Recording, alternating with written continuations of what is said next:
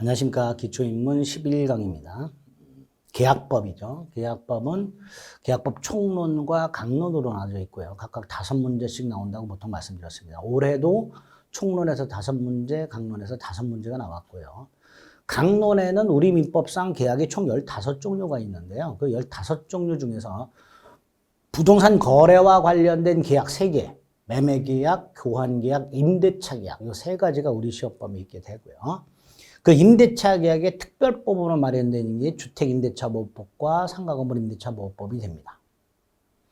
그래서 임대차는 주택임대차보호법, 상가건물임대차보호법하고 연결이 되기 때문에 아주 중요한 계약이 되죠. 자, 계약 총론에서는요, 계약에 관련된 전체적인 내용들. 강론이란 게 그렇잖아요. 세부적으로 들어가는 거잖아요. 그럼 총론에서는 뭐가 되는 거예요? 공통적이고 일반적인 내용들이 들어있겠죠. 그래서 계약 총론에는 어떤 내용이 들어있을까? 일단 계약의 뜻이 뭔지 확인을 해봐야 될 것이고요. 그죠? 계약이란 게 도대체 뭐냐? 또 계약에는 어떤 종류의 계약들이 있을까? 계약의 형태가 굉장히 많아요. 민법에만 15종류가 있고요. 민법이 아닌 곳에서 규율하고 있는 법도 있고요. 아예 법에서 규정하고 있지 않은 계약들도 존재해요. 그런 계약들을 공통의 성질로 묶어놓기 있습니다. 이걸 계약의 유형이라고 부르게 됩니다. 거기서도 한 문제가 올해도 나왔죠. 계약의 성립이라고 계약의 체결을 말하는데요. 요게 이제 당사자들 사이의 다툼의 첫 번째예요. 당사자 간에 예를 들어서 매매 계약을 둘러싸고 다투고 있다. 그럼 제일 먼저 다투는 게 뭐냐? 계약을 했네 안 했네 갖고 다투단 말이죠. 그 계약을 했네 안 했네를 판단하는 게 계약의 성립이에요. 계약의 성립은 다른 말로 계약 체결이라고 하게 됩니다. 보통 우리는 얼핏 계약서 같은 걸 써야 계약이 체결됐다라고 생각하는 경향이 있어요. 그렇지 않습니다. 그래서 계약이 체결됐는가 안 됐는가, 각과 을이 매매 계약을 했는가 안 했는가를 이 계약의 성립 파트를 가지고 판단하게 됩니다. 그 다음 이 계약의 효력이라고 되어 있는데, 이 계약의 효력은 계약 중에서 쌍무계약이라는 게 있어요. 쌍무계약이란 간단하게 계약을 두 사람이 할 거 아니에요. 이 양당사자에게 채무가 생길 때, 둘 다 채무가 생길 때, 이거를 쌍무라고 합니다. 대표적인 게 매매죠. 매매 계약을 하면 매도인이 파는 사람이죠. 파는 사람은 물건을 넘겨줘야 되는 채무가 생겨요. 사는 사람, 매수인은 대금을 지급해야 될 채무가 생겨요. 이때 매도인이 물건을 넘겨주기 때문에 매수인은 대금을 지급하죠. 반대로 매수인이 대금을 지급하기 때문에 매도인은 물건을 넘겨주죠. 이렇게 서로 상대방의 채무가 때문에 관계에 있을 때 이걸 대가적이라고 얘기해요. 결국 쌍무계약이란 계약 양당사자에게 대가적 채무가 생기는 걸 쌍무계약이라 합니다. 보통의 계약이 쌍무계약이에요. 물론 편무계약이라는 것도 있어요. 그러나 대부분의 계약이 쌍무계약이기 때문에 계약 총론에서는 쌍무계약에 공통적으로 적용되는 제도들을 몇 개 규정해 놨습니다. 그게 이 계약의 효력이에요. 여기 가면 동시이행의 한변권 같은 제도가 나옵니다. 그런 제도들 보셔야 되고요. 제3자를 위한 계약 이런 게 나옵니다. 그런 게 조금 어려울 수 있고요. 자, 네 번째가 계약을 한다는 건 뭘 하겠다고 약속을 하는 거잖아요. 물건을 넘겨주겠다. 대금을 지급하겠다. 이렇게 약속을 하는 거잖아요. 그때 그 약속에서 뭐뭐 하겠다를 채무라고 하는 거예요. 근데 채무를 이행하지 않으면 어떻게 되는가의 문제가 당연히 생기겠죠. 당사자 간에 계약을 했고 약속을 지켰어요. 매도인은 물건 넘겨줬고 매수인은 대금을 지급했고 서로 약속을 지켰어. 채무를 이행했어. 그럼 별다른 문제가 없겠지요. 문제는 어디 생겨요? 채무를 이행하지 않았을 때. 그래서 예를 들어 매수인이 대금을 지급하기로 한 날 때 대금을 지급하지 않는단 말이죠. 이런 걸 채무 불이행이라고 부르고요. 그럼 매도인 입장에서는 몇 번 독촉을 하겠죠. 돈 내놔. 그런데 끝내 매수인이 돈을 안 주면 어떻게 해야 되냐 말이죠. 계약을 소멸시킬 수밖에 없겠죠. 그 채무 불이행을 이유로 채무자가 채무를 이행하지 않는다는 것을 이유로 채권자가 계약을 소멸시키는 방법이 2개입니다. 해제, 해지. 이 2가지가 있게 돼요. 그래서 계약 총론에 이렇게 이런 정도의 내용으로 구성이 되어 있고 여기서 5문제가 출제가 되는 겁니다. 간단히 기본 개념을 잡아보겠습니다. 계약의 뜻이 나와 있죠. 계약이 뭐예요? 쉽게 말하면 약속하는 거죠. 뭘 약속해요? 아, 나는 이걸 하겠다. 그럼 상대방, 그래? 그럼 나는 이걸 하겠다. 이렇게 서로 약속을 한 거예요. 그 약속은 청약과 승낙으로 나타내야 됩니다. 청약과 승낙. 자, 청약. 계약을 요청하는 것. 갑이 을에게 내 땅을 1억에 살래? 매매 계약을 요청하는 거죠. 이걸 청약이라 합니다. 을이 청약을 받았어요. 조건이 괜찮아. 오케이. 수락을 합니다. 그걸 승낙이라 하죠. 이렇게 서로 상대방이 뭐예요? 대립되죠. 매도인과 매수인은 서로 맞은편에 앉아있는 당사자예요. 이런 대립적 당사자. 대립이 되는 청약과 승낙의 내용이 일치함으로써 계약을 한 당사자 사이에 뭘 발생시킨다? 채권과 채무를 발생시키는 법률행위. 이걸 뭐라 하자? 계약이라 하자. 자, 이때 계약은 대원칙이 있어요. 계약 자유원칙이라고. 이 당연하죠. 민법의 대원칙이 뭐라 그랬죠? 사적자치라 그랬죠. 사적자치가 뭐야? 스스로 결정. 누구의 간섭도 없이 스스로 결정. 이게 사적자치예요. 이 사적자치 수단이 법률행위고 법률행위의 대표적인 게 계약이란 말이죠. 그래서 사적자치의 원칙이 즉 스스로 결정할 수 있다는 원칙이 계약법으로 오게 되면 계약 자유원칙으로 연결이 됩니다. 즉 법률행위인 계약에 의해서 개인과 개인 간의 권리 의무 관계를 형성할 때 그 형성 과정 및 결과가 계약 당사자의 자유에 맡겨져 있고 법도 그거를 인정하겠다는 원칙. 이게 계약 자유원칙이죠. 총 4개가 있습니다. 계약을 할지 말지, 내가 내 물건을 팔지 말지, 내가 저걸 살지 말지. 자, 살지 말지 팔지 말지가 뭐예요? 계약을 할지 말지죠. 계약 체결 여부.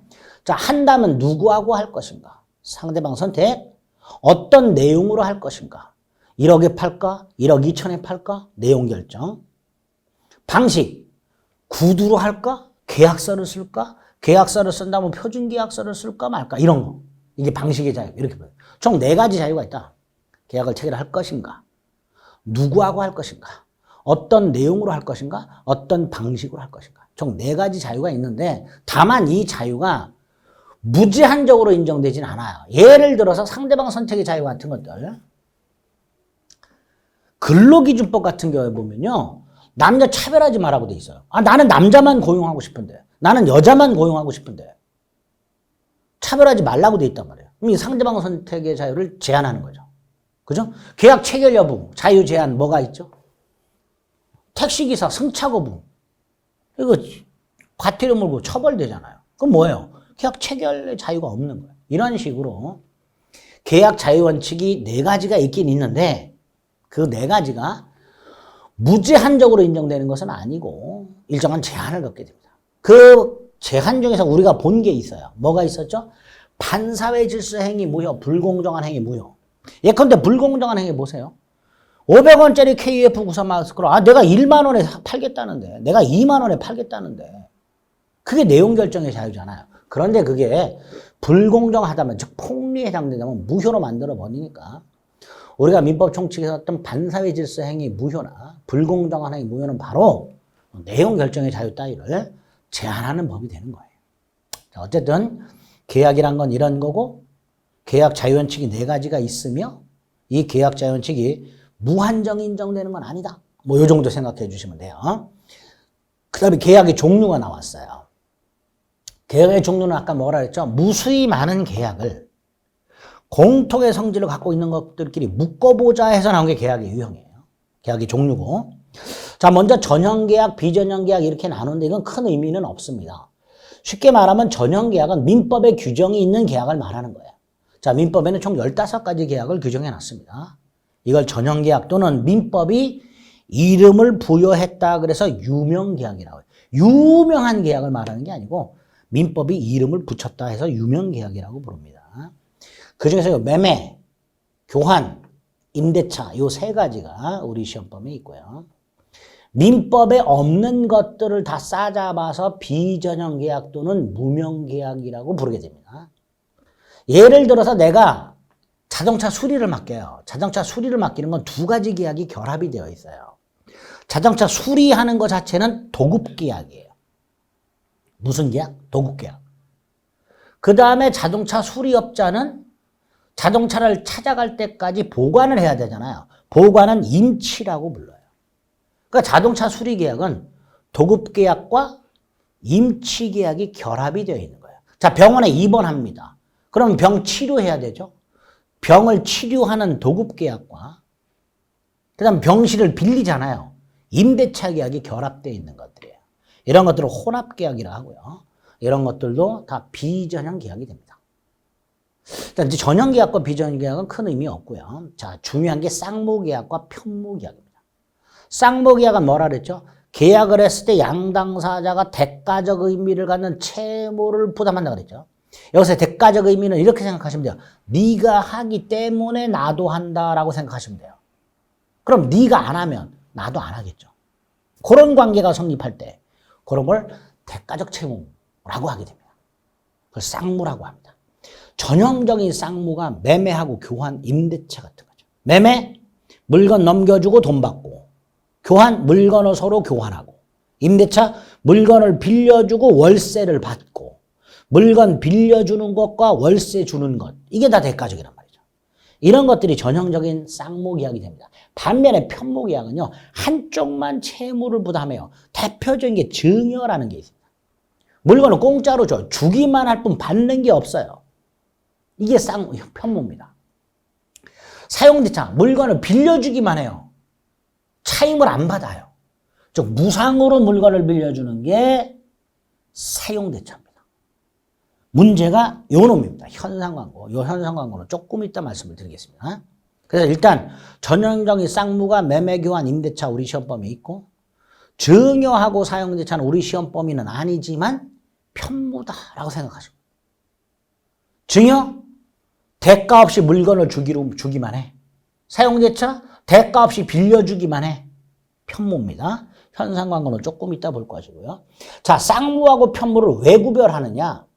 쌍무 계약에만 조금 이따 나중에 보게 되는 동시이행의 항변권이라든가 위험 부담이라는 제도가 적용이 돼요. 어디에만? 쌍무 계약에만. 그러니까 어떤 계약이 쌍문지 편문지를 구별을 해야 동시항변권이 적용된다 안 된다를 판단할 수 있게 된단 말이죠. 그래서 쌍무와 편무를 구별합니다. 이걸 쌍무 편무 구별 실익이라고 부릅니다. 여기서 동시이행의 항변권에 대해서 이 항변이란 말만 일단 기억합니다. 항변이란 뭘 거절하는 권리다라고 생각하시면 돼요. 자, 쌍무계약이란 건 네가 하니까 나도 한다 그랬죠. 그래서 네가 안 하면 나도 못해 그런다 그랬죠. 이 못해가 뭐예요? 이걸 항변이라고 생각하시면 돼요. 이런 걸 두 글자로 항변, 뭘 거절하는 것, 이걸 항변이라 한다. 뒤에 동시이행의 문건 가서 다시 한번 보겠습니다. 자, 그 다음에 이제 유상무상이 나와 있는데요. 유상무상은 계약이 완결이 됐을 때, 이행까지 끝났을 때 서로 주고받은 게 있으면 유상이고요. 주기만 했을 뿐 받은 게 없으면 무상이 됩니다. 얼핏 쌍무, 편무, 유상무상이 비슷한 개념이에요. 근데 조금 달라요. 쌍무하고 편무는 계약을 딱 체결했을 그때 양당사자에게 채무가 생겼냐, 한 사람에게만 채무가 생겼냐 가지고 구별을 하는 거고요. 유상하고 무상은 계약을 체결하고 나서 이행까지 끝났어요. 전체적으로 이행이 끝나고 나서 주고받은 게 있으면 유상이고요. 주기만 했어. 그럼 무상이 되는 거예요. 그래도 구별은 안 되죠. 자, 현상광고 가지고 구별해 보시면 돼요. 현상광고라는 건 뭐냐? 조금 이따가 이제 자료에도 있을 텐데, 자, 중국집 사장님이 광고를 합니다. 전단지를 붙여요. 뭐라고 붙이냐? 10,000원당 쿠폰 한 장씩 줄 테니까 그 쿠폰을 50장을 모아와라. 그러면 탕수육을 한 접시 주겠다. 이렇게 광고를 했어요. 자, 이 전단지를 본 을은요, 갑에게 나 쿠폰 언제까지 가겠다라고 약속만 해서는 안 돼요. 갑이 광고 전단지에 뭐라고 돼 있어요? 쿠폰 50장을 가져와라. 그러면 탕수육을 주겠다라고 약속을 했죠. 이때 을은 이 광고 전단지를 보고 쿠폰 50장을 모아서 갖다 줘야 갑하고 을 사이의 계약이 성립합니다. 이런 걸 현상 광고라고 해요. 즉 현상 광고 계약은 광고를 한 사람, 중국집 사장님이 광고에서 정한 행위, 쿠폰 50장을 가져와라. 이걸 완료해야만 성립하는 계약을 현상 광고 계약이라고 합니다. 자, 이 현상 광고 계약은 매매나 이런 보통의 계약과 어떤 차이가 있냐? 매매 등 보통의 계약은 약속만으로 성립해요. 그쵸? 자, 갑과 을이 1월 10일 날 갑소유 토지를 1억에 매매하는 계약을 하고요. 1월 30일 날 소유권 넘겨주고 대금 지급하기로 약속을 해요. 즉 매매 계약은 약속만으로 성립을 해요. 약속만으로. 갑이 을에게 토지를 1억에 사라 청약을 하고요. 을이 알았다 승낙을 하잖아요. 이렇게 청약과 승낙만으로 성립을 해요. 약속만으로 성립을 해. 약속만으로 체결이 돼. 이런 걸 낙성계약이라고 해요. 쉽게 생각하세요. 약속만으로 체결되는 계약. 대부분의 계약이 약속만으로 체결이 돼요. 그런데 이 현상광고 계약은 갑은 쿠폰 50장을 가져오면 탕수육을 한 접시 주기로 약속을 했지만 을의 입장에서는 50장을 가져가겠다라고 약속만 해서는 안 되고 실제로 50장을 갖다 줘야만 갑과 을 사이의 계약이 성립해요. 즉 현상광고 계약은 약속만으로는 성립하지 않고요. 어느 일방이 뭘 이행을 해야 성립을 해요. 이런 계약을 요물계약이라고 해요.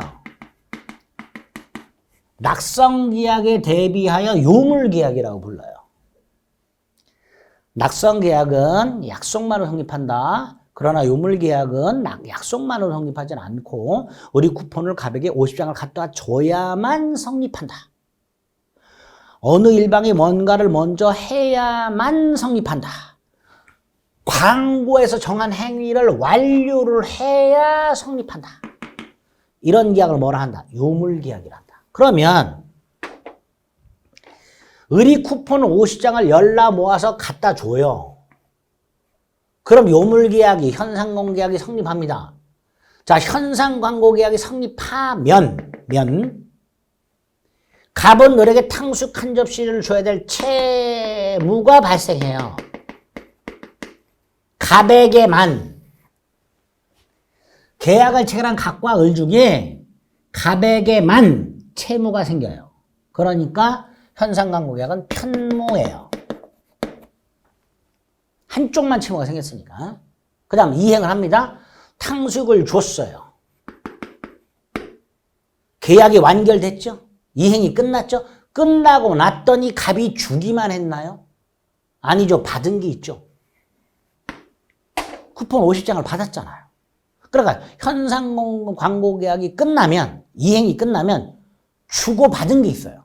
그러니까 뭐예요? 유상이죠. 그래서 이 현상광고계약이라는 건 아주 독특해요.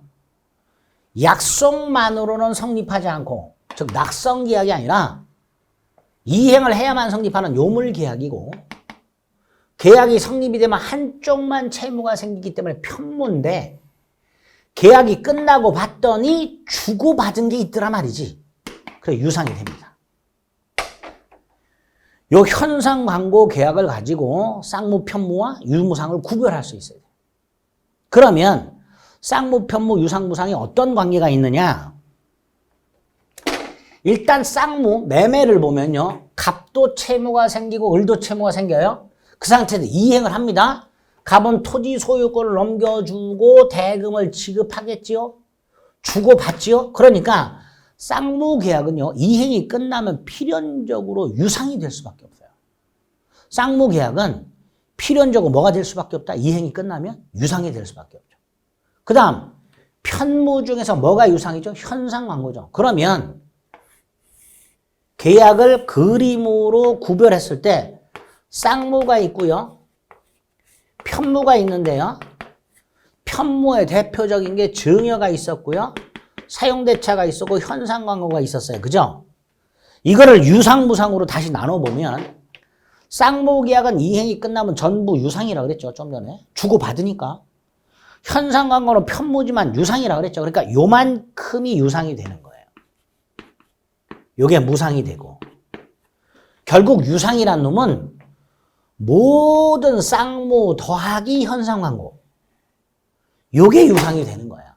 그러니까 거의 겹치는데 조금 다른 거예요. 그러니까 구별이 어려운 거예요. 쌍무계약은 전부 유상이 되기 때문에 쌍무와 유상을 구별하기 어렵단 말이죠. 단 유상이 전부 쌍무는 아니란 말이죠. 유상 중에 편무가 있단 말이에요. 그러니까 쌍무계약과 유상계약이 반드시 일치하는 개념은 아니라는 거죠. 계약 총론의 계약의 유형을 구별할 때 이게 가장 수험생들이 어려워하는 부분입니다. 자, 유상, 계약 성립 시부터 소멸시까지 이행 전 과정에 걸쳐서 서로 주고받은 게 있으면 이걸 제사상 출연이라고 합니다. 그럼 유상이고요.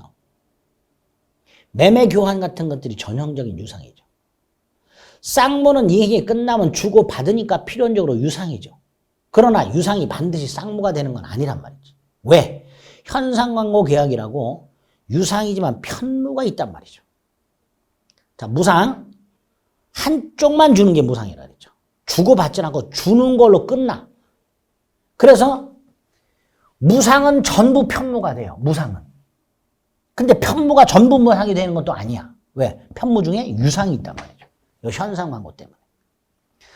자, 유무상을 왜 구별할까? 아까 쌍무 편무는 왜 구별한다 그랬어요? 쌍무 계약에만 동시 이행의 한변권과 위헌부담을 적용하라고 돼 있어요. 반면에 유무상을 구별하는 이유는 유상 계약에만 매매 규정을 적용합니다. 매매 규정. 그럼 보세요. 동시 이행의 한변권이나 위헌부담은 현상광고에는 적용이 안 돼요. 편무니까. 그런데 현상광고는 유상이기 때문에 매매 규정을 적용한단 말이에요. 매매에 있는 규정들을 유상계약에 적용을 한단 말이에요. 그래서 쌍무계약과 편무계약을 구별하는 이유하고 유상과 무상을 구별하는 이유가 좀 다르단 말이에요. 그래서 기초과정에서 계약 총론 계약의 유형 부분에서는 이렇게 쌍무, 편무, 유상, 무상 요 구별이 아주 중요해요. 그거를 현상광고라는 놈을 가지고 구별하시면 되는데 현상광고라는 놈 때문에 낙성계약과 요물계약도 구별하셔야 돼요. 낙성계약과 요물계약도. 구별하실 수 있겠죠? 유상과 무상을 구별하는 이유는 유상계약에만 매매 규정을 적용한다. 그래서 구별한다. 그다음에 낙성과 요물 있죠. 청약과 승낙의 의사합치, 줄이면 약속만으로 성립하는 계약이 낙성계약이다. 민법 전형계약이 15개가 있다 그랬는데요. 그중에 현상광고를 제한 나머지가 전부 낙성입니다. 현상광고가 유일하게 요물이에요. 요물이라는 것은 계약이 성립하려면 청약과 승낙의 의사합치, 즉 약속 이외에 물건을 인도한다든가 뭔가를 한다든가 같이 어느 일방의 이행이 있어야만 성립하는 계약, 이거를 요물계약이라고 하게 됩니다. 나중에 매매 가면 계약금 계약이라는 게 있어요. 이건 민법상 전형계약은 아닙니다. 매매계약 속에 들어있는 계약금 계약이라는 게 나와요. 이것도 요물계약으로 만들어져 있습니다. 계약금 가서 한번 볼 거예요. 자, 그러면 정리. 쌍무, 편무 구별, 왜 구별하는지 기억, 유상, 무상 구별, 왜 구별하는지 기억, 쌍무, 편무와 유무상을 구별, 뭐 갖고? 현상광고라는 놈 가지고, 그래서 낙성과 요물도 구별. 이렇게 계약의 유형과 이 정도를 구별을 좀 해 두실 필요가 있다. 자, 그 다음에 계약의 성립이 나왔어요. 계약 성립이란 건 다른 말로 계약의 체결을 말하죠. 자, 계약이 성립하려면 어떻게 돼요? 계약을 체결하는 당사자가 있어야 되죠. 계약도 법률행위니까 법률행위 일반적 성립 요건이 세 가지가 있었죠. 당사자의 존재, 목적의 존재, 의사표시의 존재. 자, 계약 체결 당사자가 있어야 될 것이고요. 계약을 체결하는 목적이 있어야 될 것이고요. 의사표시가 존재해야 되죠. 그 다음 계약은 혼자 체결하지 않잖아요. 매매계약 같은 경우 양당사자가 있어야 되겠죠. 의사표시도 하나가 없죠. 두 개가 있어야 되죠. 청약과 승낙이 있어야 되겠죠. 이때 양당사자가 일치해야 되죠. 갑이 을에게 콕 찍어서 청약을 했어요. 청혼 생각해보시면 갑이 을에게 결혼합시다. 청혼. 청약입니다. 근데 을이 그럽시다. 수락. 그럼 계약이 체결돼요? 혼인이 성립해요? 아니잖아요. 갑이 을에게 청약을 했으면 을이 승낙을 해야죠. 갑이 을에게 청약을 했는데 병이 승낙을 하면 계약은 당연히 성립하지 않죠. 이렇게 양당사자가 일치해야 되는 걸 주관적 합치라고 합니다. 또 청약과 승낙의 내용이 일치해야 되죠. 갑이 1억에 사라 그랬어요. A 토지를. 그랬더니 을이 9천에 사겠대. 계약이 성립될까요? 안 되겠죠. 그래서 청약과 승낙의 내용도 일치해야 돼. 이걸 객관적 합치라고 하게 됩니다. 자, 계약이 성립하려면 기본 양당사자의 존재 및 일치, 목적이 존재, 청약과 승낙의 의사표시의 존재 및 일치. 그래야 계약이 성립한다. 이게 보통 계약의 성립 요건이다 라고 생각하시면 돼요. 이때 양당사자가 일치하는 것을 주관적 합치, 청약과 승낙의 내용이 일치하는 것을 객관적 합치, 따라서 불합치하면 계약은 성립하지 않는다까지만 생각하시면 돼요. 이건 당연한 거예요. 주관적으로 합치가 되고 객관적으로 합치가 돼야 당사자가 일치하고 청약과 승낙의 내용이 일치해야 계약이 성립한다 그랬으니까 어느 하나라도 삐끗 불합치하면 계약은 성립하지 않게 됩니다. 자, 그 다음 이제 계약 성립의 구체적 모습이 나와 있는데 간단하게만 생각을 해봅니다. 계약이 성립하려면 좀 전에 양당사자가 존재하고 일치해야 되고 목적이 존재하며 청약과 승낙의 내용이 일치해야 되는데 특히 계약 성립에서 문제가 되는 게 객관적 합치의 문제예요.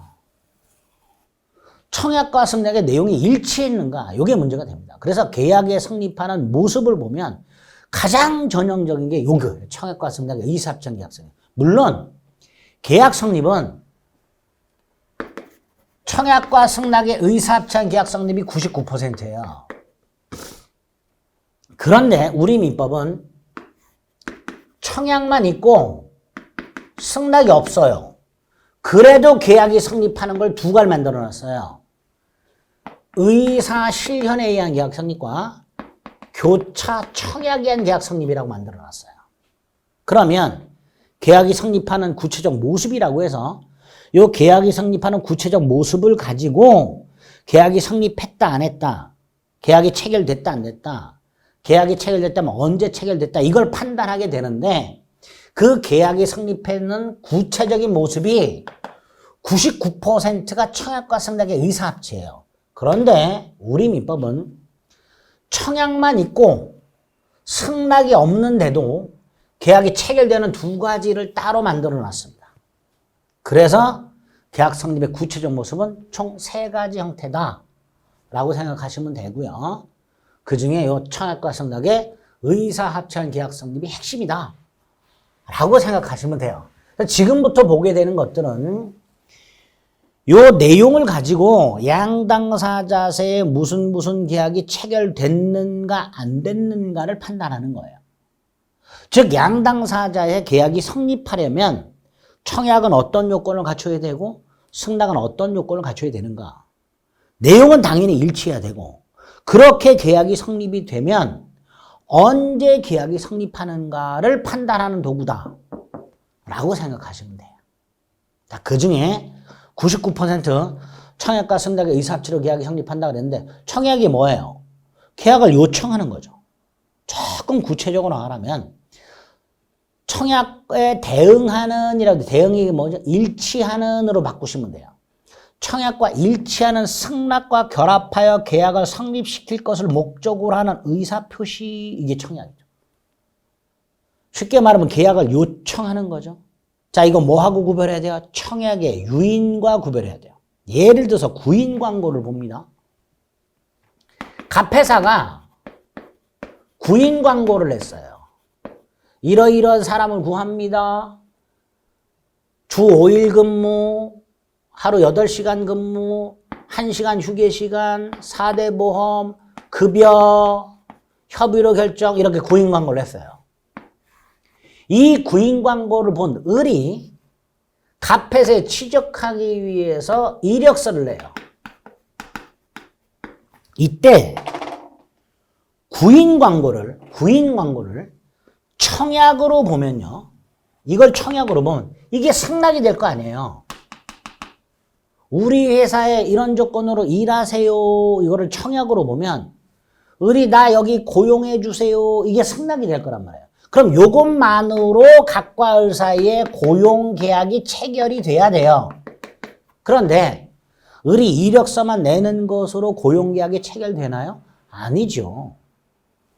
이력서를 보고 갑이 다시 내일부터 근무하세요. 을을 불러가지고 고용계약서를 다시 쓸 거 아니에요. 갑이 다시 승낙을 해야만 고용계약이 성립하는 거야. 그러면 을이 이력서를 내는 게 청약이 되는 거야. 나 고용해 주세요. 그럼 이 구인 광고는 뭐냐 말이죠, 이거. 이걸 청약의 유인이라고 부르는 거예요. 청약과 청약의 유인을 구별해야 되는데요. 왜 구별해야 되냐면 청약은 계약의 내용이 됩니다. 반면에 청약의 유인은 원칙적으로 계약의 내용이 아니에요. 원칙적으로 계약의 내용이 아니게 되는 거예요. 무슨 말인지 아시겠죠? 그래서 청약과 청약의 유인을 구별해야 되는 거예요. 자, 청약은 청약과 일치하는 승낙만 받으면 계약이 성립할 때 청약이라고 해요. 반면에 청약의 유인이란 상대방의 청약을 유도해요.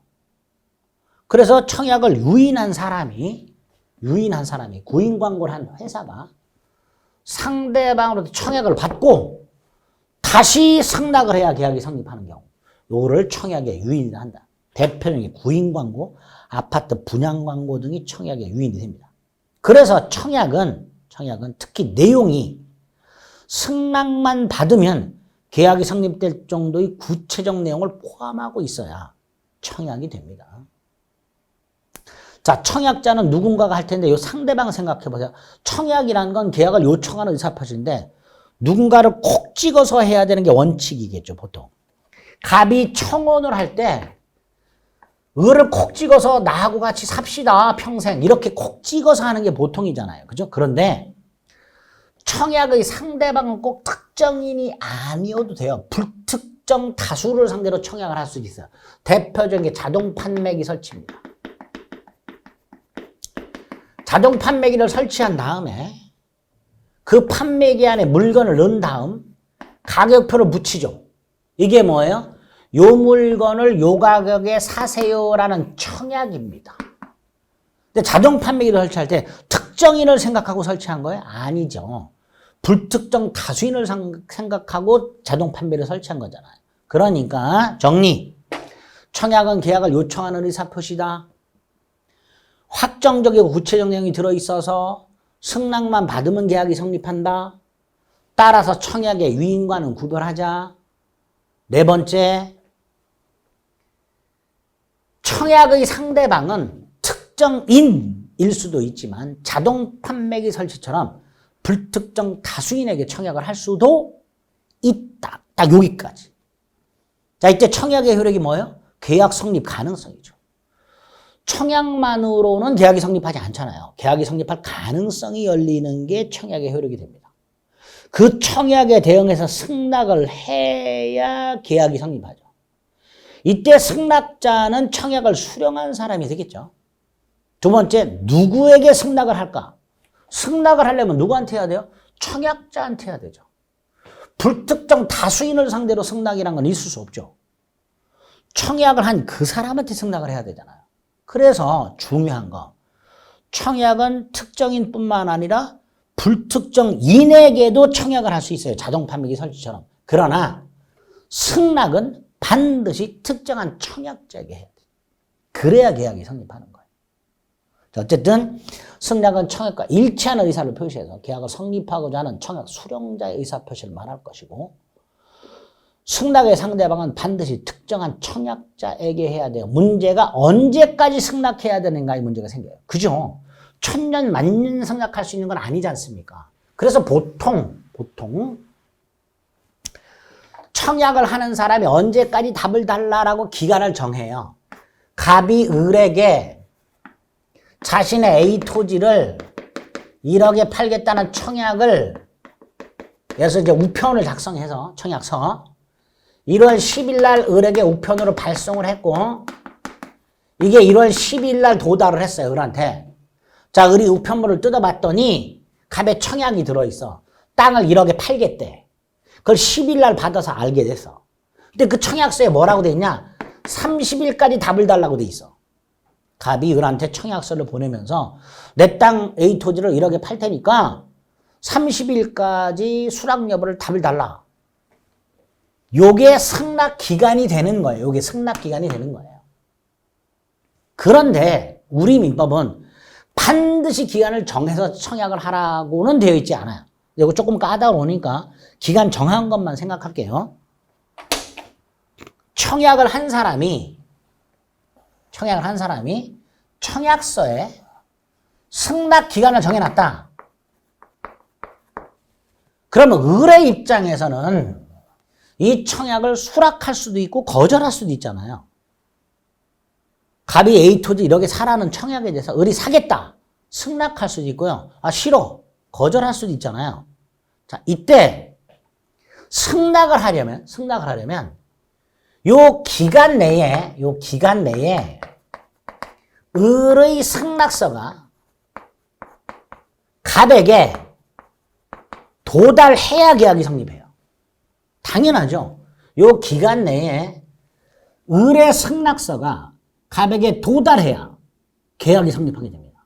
따라서 을이 승낙서를 1월 29일 날 을이 승낙서를 갑에게 발송했는데 이 을의 승낙서가 1월 31일 날 갑에게 도달했다면 당연히 계약은 성립하지 않게 됩니다.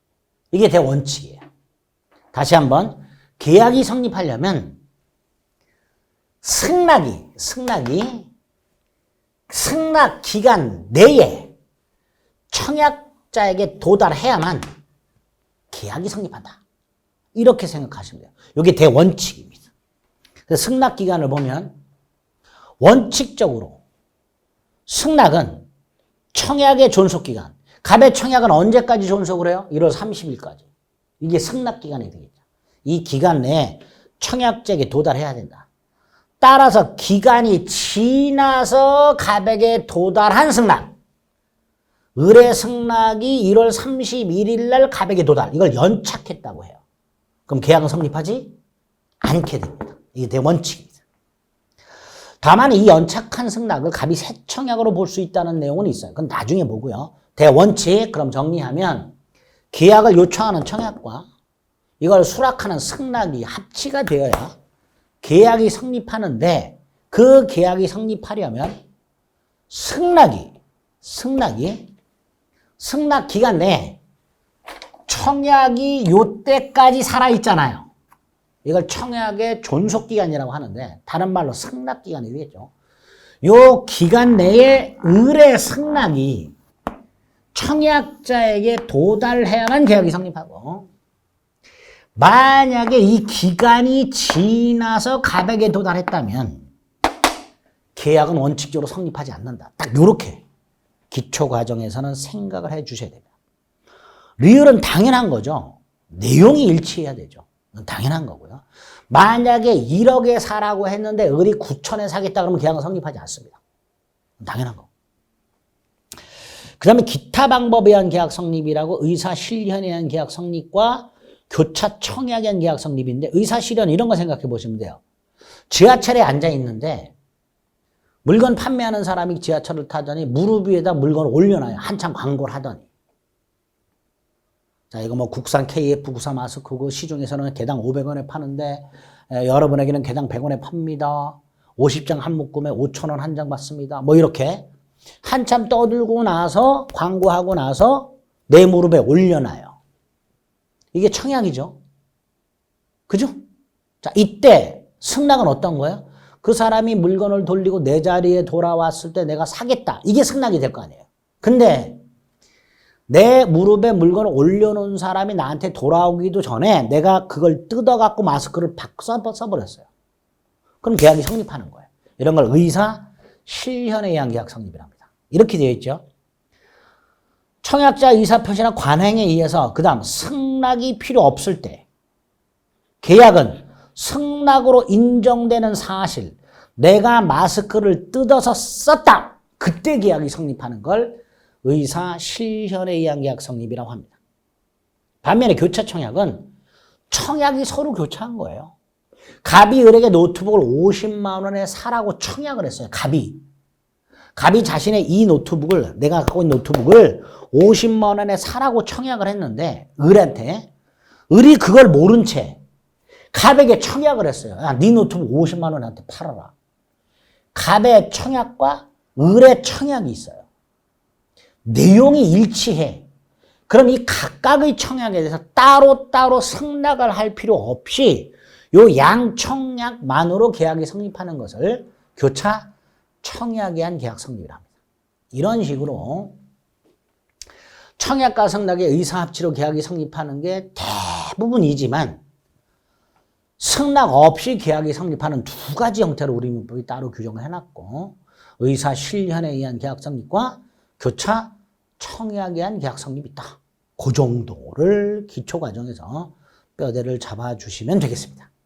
그래서 계약 총론 앞부분 계약의 의, 계약 자유원칙 4개, 다만 제한된다, 계약의 종류, 쌍무, 편무, 유상, 무상, 낙성, 요물, 계약의 성립, 청약과 승낙의 의사 합치한 계약 성립과 의사 실현 및 교차 청약에 한 계약 성립이 있더라.